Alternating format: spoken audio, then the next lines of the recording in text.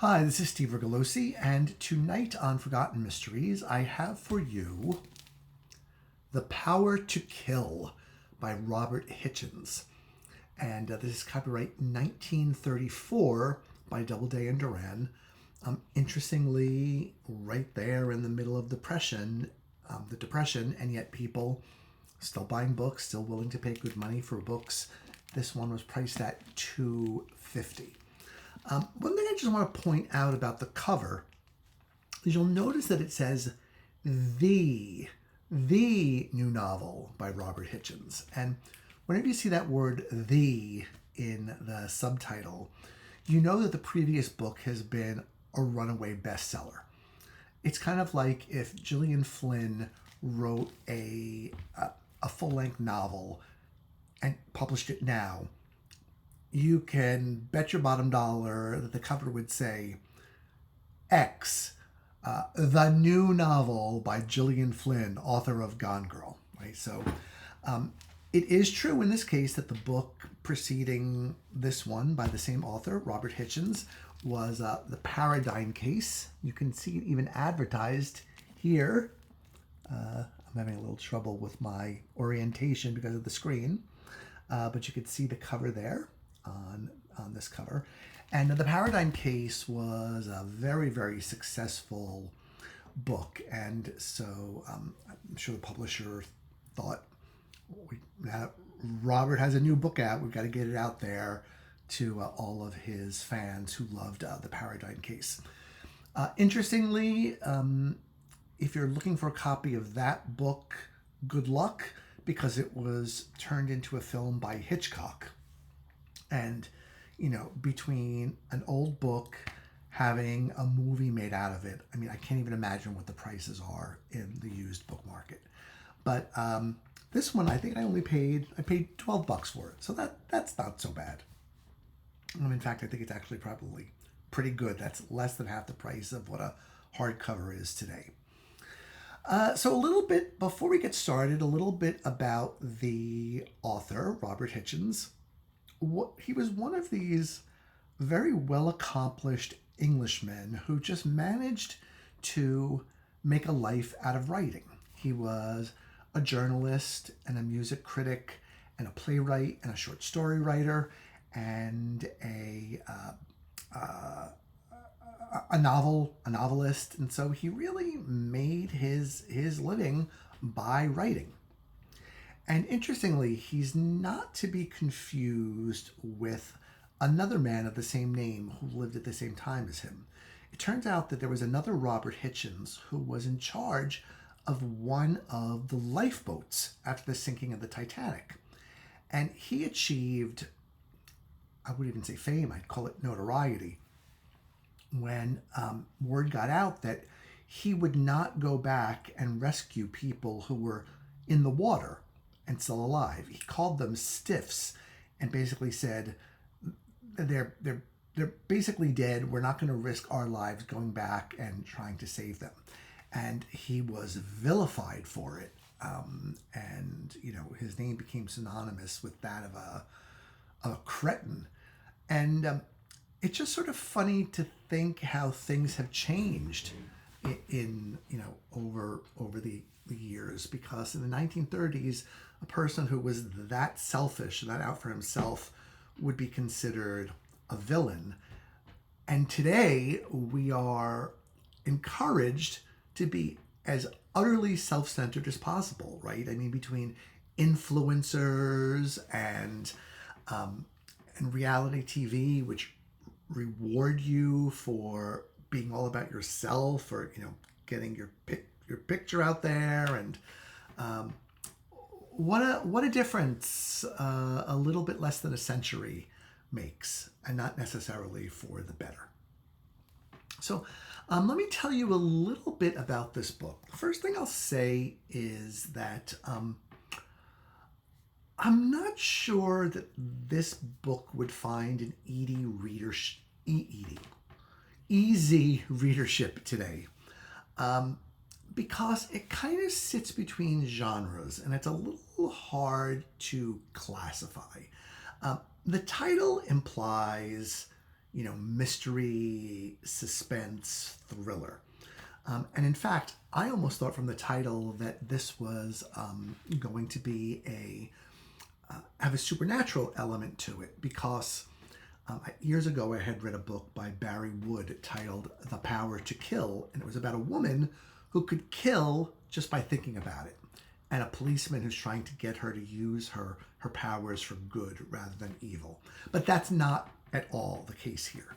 The title comes from a conversation in the very first chapter, so this is not a spoiler. It's the season in London when high society is out seeing and being seen, and going to people's houses and having fancy meals and gathering in the salon or the drawing room afterwards to pontificate and chat and really size each other up, I think. And a doctor at one of these gatherings, who's really not a character in the book other than for this first chapter, holds forth on his idea that most people have the power to kill and don't realize it. His point being made that it's rather easy to kill somebody. You can do it with your bare hands. You can pick up something in the environment around you and kosh somebody over the head with it, and it's really not hard to kill somebody. And there's also kind of that thin red line where we think of murderers as these evil premeditated people, but there are all sorts of crimes of passion, right, where things are fine one minute and the next minute there's a dead body, road rage. And the doctor then goes on to talk about how easy it would be not only to kill somebody, but also to hide the body in a place where it will never be found, because unlike novels where we follow detectives who solve a crime, in real life there are many, many more open cases than closed cases. So it's an interesting conversation in the book, and the chapter kind of ends with someone, as part of that conversation, saying to the doctor, you might not want to bandy this idea of yours about too much. It would not be good for society for people to realize that we're all potential killers. So that is kind of the framing of the book. What the book actually is a story of a love triangle. I'm going to try to keep this as simple as possible. The man is an American, and he has come to London from America because he's escaping a scandal where a woman who was in love with him tried to shoot him dead in a railway station. And he survived with just sort of a grazing of the shoulder.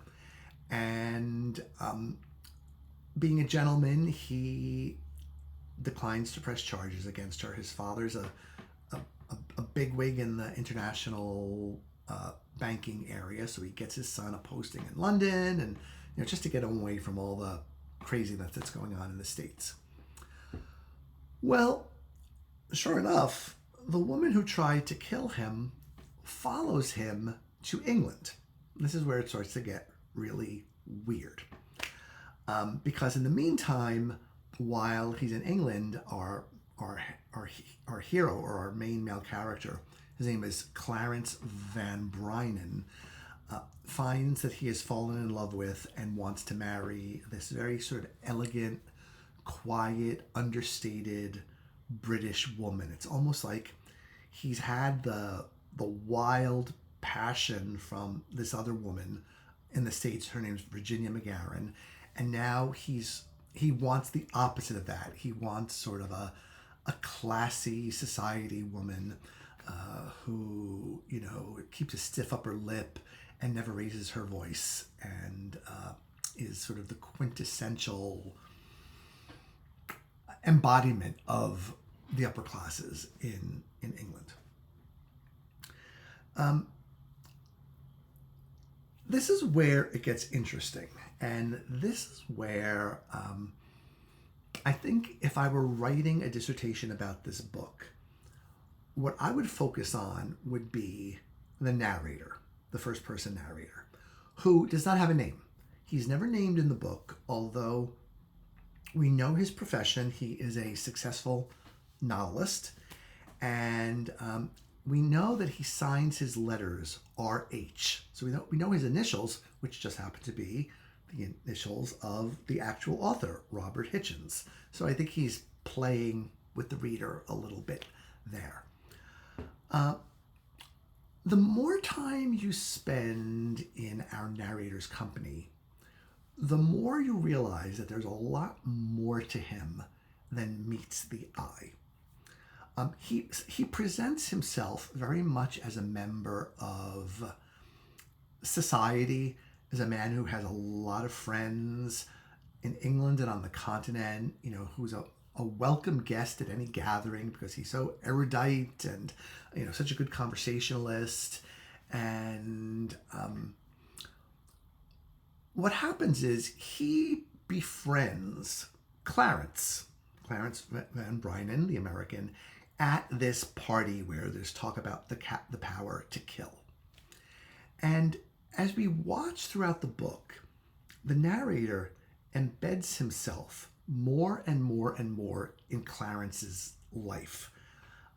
This narrator is an unadulterated buttinsky, an interferer. He is constantly sticking his thumbs into pies. He's constantly stirring the pot. He's constantly going to person A to repeat what B said, or he's going to person C to give them advice, to make sure that A and B's opinion of C is not reduced because of what social expectations are. He is just way too involved in everybody's business. And he does it under the guise of friendship, or, I only want what's best for my peeps, right, or my friends. I really am only doing this because I want them to be happy and them to be happy together. But the more you read this book, the more his motives, I think, can be called into question. So one of the first things I noticed quite early on is that our narrator has no sexuality. He never ever refers to a romantic interest or a sexual interest. He's single. There's no talk of there ever having been a spouse or a partner.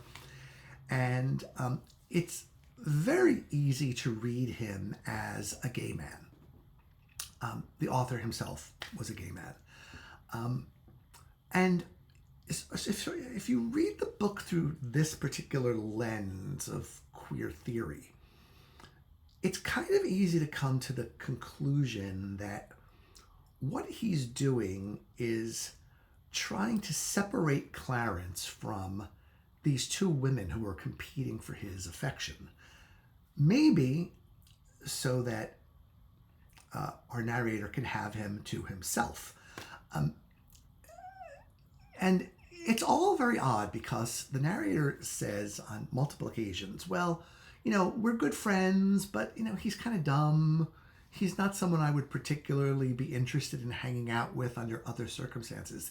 The only thing that he really thinks of positively about his friend is what a great physique he has. He's always commenting on the guy's build. He's kind of like a big, burly American guy. And that is what our narrator notices and clearly appreciates. So it's easy to see this book, I guess in one of two ways. Either as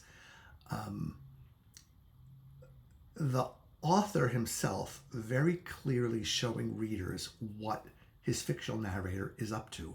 Or it's also possible that the author himself may not have known, right? This is the hard thing, right? Can we ascribe an author's own biography to what's going on in the pages of his book? And good arguments can be made on both sides. But that's one very interesting lens through which to view this book. because you will shake your head at the way this guy gets involved in other people's lifestyle. When Clarence marries his English lady, Leela Astley, he actually crashes their honeymoon. The couple is honeymooning in Naples, Italy, and our narrator just decides to go visit them there because he's got something he needs to tell them. And then he sticks around, ostensibly because they ask him to. But really, if you were on your honeymoon, would you want any friend of yours, no matter how good, to kind of plant himself between you and your spouse and be involved in all of your honeymoon activities? No, it's just bizarre. And then Clarence moves from Italy to Switzerland, and our narrator follows him there, ostensibly to look out for him and, help him understand Swiss culture, because Clarence isn't, well versed in the ways of the continent. But it's all very eyebrow raising. And you really have to wonder if the narrator is just lying to himself, thinking that he's doing everything he's doing for the good of his supposed friends, or if he's completely unaware of it. But the author, Robert Hichens, is aware of it, and that's what he's showing the reader. So that's an interesting way of looking at the book. Another interesting lens is if you read and tend to notice things about class, socioeconomic status, race, ethnicity, you'll notice that there's a dichotomy set up here. On the one hand, there is English, white, Anglo society with everything that entails. Condescension, snobbery, a rule book, right, for the way you must behave so that people will not look down on you. And always looking for every opportunity to place yourself in a social structure so that you can know who's above you and who's beneath you. And the people beneath you might as well be dirt, and the people above you are people that you want to kowtow to or groom as friends. It's all very bizarre. I mean, I have to say, I'm glad I'm not a member of this moneyed class. Well, no, I'd like to have the money, but I wouldn't want to have that approach to society, because it's so bizarre if you think about it. It's so inverted. And you even see just how strangely these people can think, because they're confined to this society that is closed to themselves and, maybe some of their friends from other countries.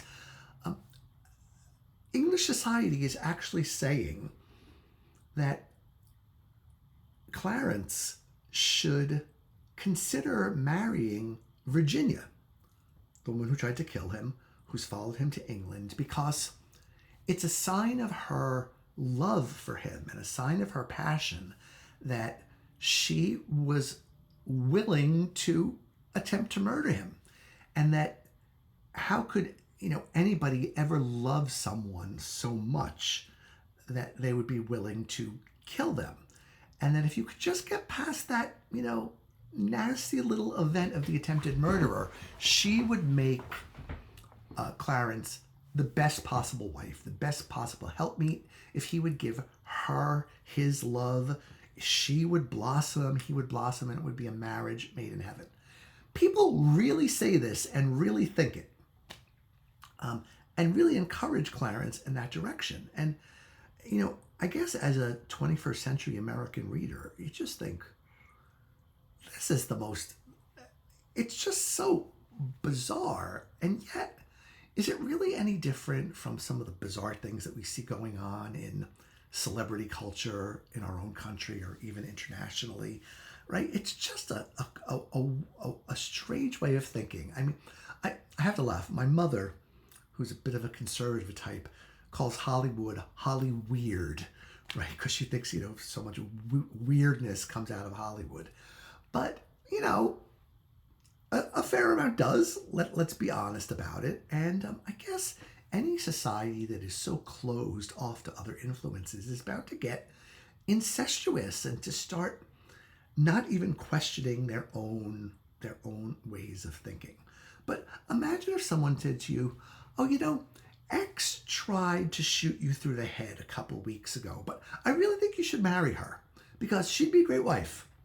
Or, I know Y tried to stab you through the gut last night, but it was only because he loves you. So, marry him and all your problems will be solved. I mean, I guess I'm just speechless about people being able to think this way. But it's sort of an interesting talking point for the book because your question as a reader is, again, is the novelist aware of these strange ways of thinking in his chosen class, and he's holding them up for ridicule, or is he buying into them? You can't really tell. That's one of the great things about this book, if you were sort of discussing it for a book club. Would be just figuring out what the author's motivations are in addition to what the narrator's motivations are. I started to mention, so we've got on the one hand Leela Astley representing white upper class, but our two American characters are both presented as, and this is the word used in the book, negroid. So Clarence is described as having a full head of tightly curled hair that is worn closely cropped to his head, and having a jaw and a sort of a face line that is described as negroid. And then Virginia McGarren, the would-be murderess who's following Clarence around Europe, is described as sort of a cocoa-colored Creole woman. So you've got this dichotomy here of white upper class, upper crusty, don't wear our heart on our sleeves, and then, for lack of a better term, colored primitive people from America who are the opposite of what English society is. They are earthy. They wear their passions on their sleeves. They act on things. They say things without thinking. They don't plan every move, 10 steps in advance with the goal of social advancement. They just kind of live as full human beings. And again, you're asking yourself, is the author admiring of the American character as being more robust? Or is he looking down on the American character, or looking down on darker complected people for being, I'm just going to come out and say this, closer to savages in the way they comport themselves and in the way they behave? And again, you just never really know. And so when I closed this book, I really thought, I thought long and hard about it and about the narrator. It comes to a conclusion that makes complete sense within the way the plot is developed, but it is a rather shocking ending in its own way, and it brings us kind of full circle to the title. But I can't tell you any more than that without getting into spoilers. So it's if you read this book, I think you will find yourself engaged with it. It reminds me a little bit of Edith Wharton in the way, she knew how to tell a tale about an individual and his or her place in society, and trying to meet expectations while trying to be true to themselves or not. Or there's a lot of that. Edith Wharton was great with that kind of stuff, with that social observation. And the author here is really good with that too.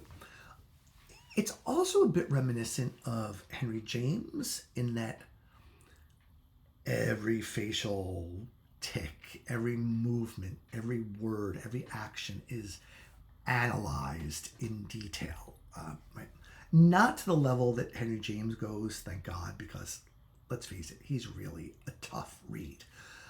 But this book, I would say, qualifies not as a traditional mystery or suspense book, but rather as, I'd call it maybe a psychological novel of light suspense, because the suspense there, the stakes are really more like who's going to get Clarence. Is it going to be Leela, or is it going to be Virginia, or is something else going to happen?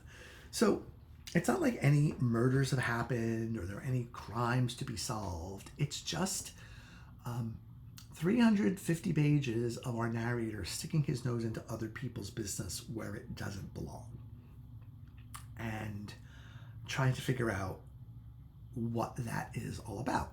And as you can tell from the length of this video, let's see,